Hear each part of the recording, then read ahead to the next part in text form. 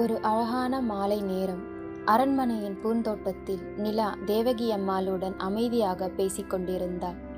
ஷோலிங்க ராஜ்யத்தின் இளவரசன் சாந்தன் ஒரு கொடிய சாபத்தில் சிக்கி இருந்ததையும் அந்த சாபத்திலிருந்து அவன் விடுபட்டதையும் நிலா மெதுவாக பகிர்ந்து கொண்டாள். அதே நேரத்தில் மோகினியும் நட்சத்திராவும் அரண்மனைக்கு தேவையான பொருட்கள் வாங்க கடைவீதிக்கு சென்றிருந்தனர். அங்கு மக்கள் குழுமமாக நின்று ஒரு அதிசயமான விஷயத்தை பற்றி பேசிக்கொண்டிருந்தனர். தேசிங்கு ராஜ்ய எல்லைக்குள் இருக்கும் மலைத்தொடரின் நடுவே ஒரு அதிசய நீரூற்று இருக்கிறது. அந்த நீரை காக்க பாறைகளால் ஆன ஒரு அரக்கன் இருக்கிறான். அந்த நீருக்கு அற்புதமான சக்திகள் இருக்கின்றன. இந்த செய்தி மோகினியின் மனதில் ஒரு தீய எண்ணத்தை எழுப்பியது. இமயவரம்பனிடம் அனைத்தையும் கூறினாள். அதை கேட்ட இமயவரம்பன் அந்த நீரை பருகினால் தான் இழந்த சக்திகள் மீண்டும் கிடைக்கும் என்று எண்ணினான். ஆனால் இப்போது என்னால் அங்க செல்ல முடியாது. என்னிடம் இருந்த சக்திகளை நிலா எல்லாம் பறித்து விட்டாள் என்று அவன் கோபத்துடன் கூறினான். அப்போது மோகினி ஒரு சிரிப்புடன் கூறினாள், நிலாவை அங்கே அனுப்பிவிடலாம். அவள் சென்றால் நமக்கு இரட்டிப்பு லாபம்.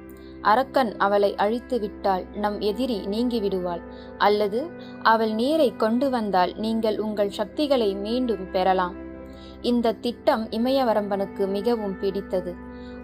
மோகினியும் நட்சத்திராவும் அடுத்த கட்டத்தை தொடங்கினர்.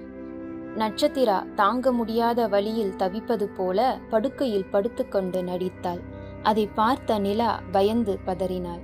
அப்போது மோகினியால் அனுப்பப்பட்ட ஒருவன் மருத்துவர் போல வேடமிட்டு அங்கு வந்தான். அவன் நிலாவிடம், இந்த நோய் மாய மந்திரத்தால் ஏற்பட்டது.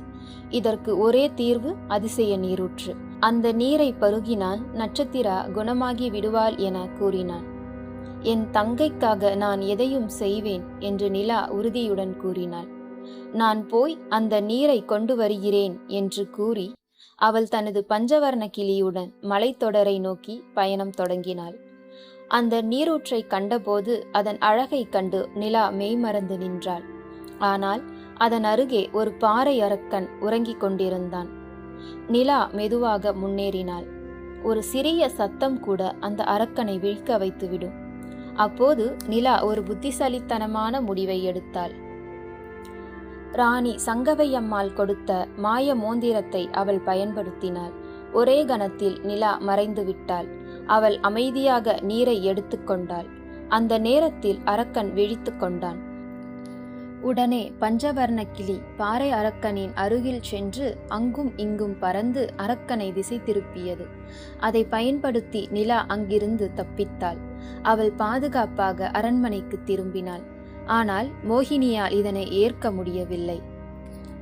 எனினும் நிலாவிடமிருந்து நீரினை பெற்றுக்கொண்டு நட்சத்திராவுக்கு கொடுப்பது போல் நடித்தாள். அந்த நீரை மறைத்து வைத்தாள். நட்சத்திராவும் குணமடைந்தது போல நடித்தாள். நிலா அதை உண்மை என நம்பி மகிழ்ந்தாள். மோகினி அந்த அற்புத நீரை இமயவரம்பனிடம் கொடுத்தாள். அதை பருகியவுடன் அவன் மீண்டும் தனது சக்திகளை பெற்றான். இப்போது ஒரு பெரிய ஆபத்து ஆரம்பமாகிறது.